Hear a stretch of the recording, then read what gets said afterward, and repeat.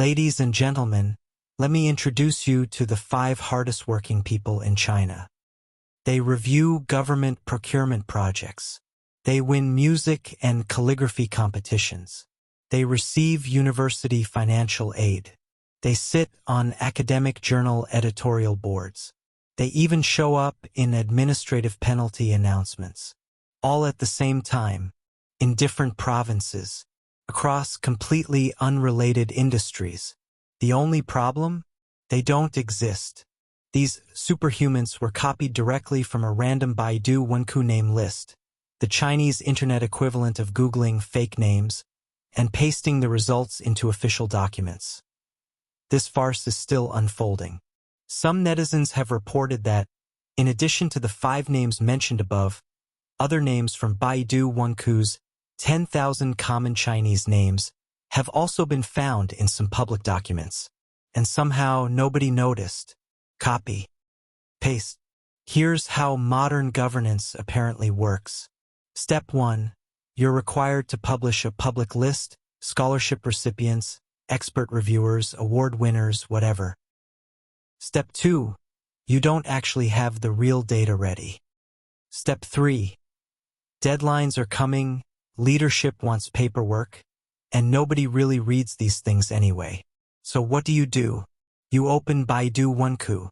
You download a document called something like 10,000 common Chinese names. You copy 5 names. You paste them. You submit. Congratulations, transparency achieved. Internet users quickly noticed that the same 5 names kept appearing again and again, always in the same order. Not just similar names, identical sequences across different regions. These people are apparently procurement experts and scholarship recipients, award-winning artists and journal editors, simultaneously qualified for government panels and disciplinary notices. If these people were real, LinkedIn would collapse trying to load their resumes.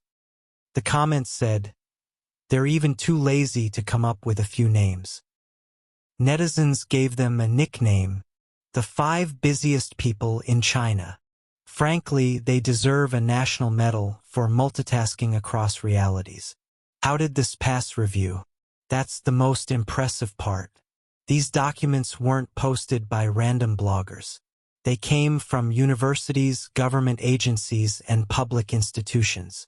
Which means someone wrote the list, someone reviewed it, someone approved it, someone published it, and not a single person asked, why does the same guy win a calligraphy contest in Fujian and review a construction tender in Inner Mongolia on the same day?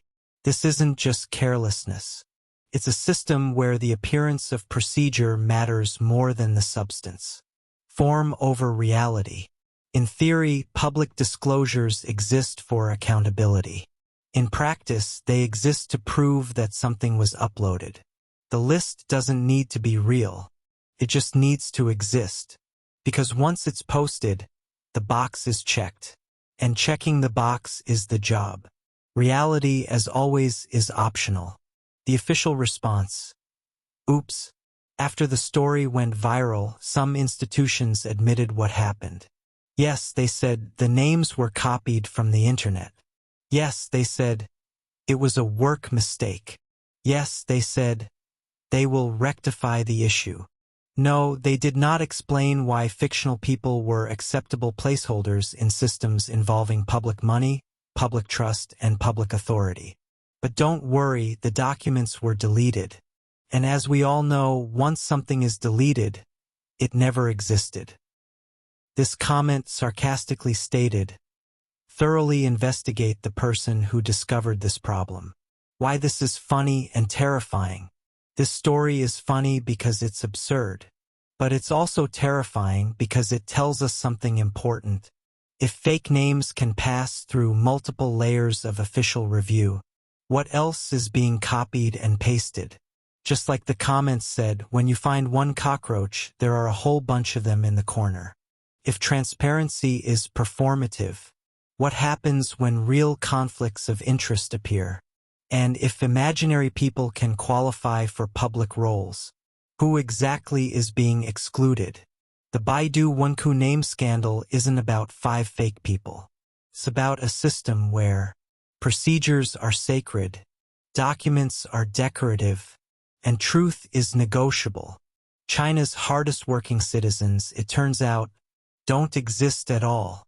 And that may be the most honest part of the entire story. I knew it was bad, but I didn't expect it to be this bad.